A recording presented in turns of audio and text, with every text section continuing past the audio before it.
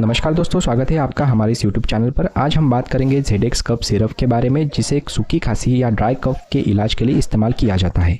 जैसा कि आप यहाँ पे देख सकते हैं, यहाँ पे लिखा हुआ है ZX ड्राई कफ रिलीफ, जिसका मतलब यह है कि यह एक प्रभावी कफ सप्रेसेंट है जो खांसी को रोकने और राहत देने में मदद करता है।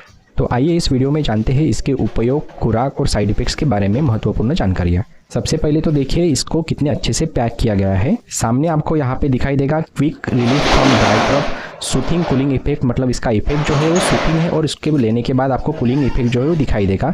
Viscous formula with mix fruit flavour, मतलब ये जो दवाई है थोड़ी गाढ़ी है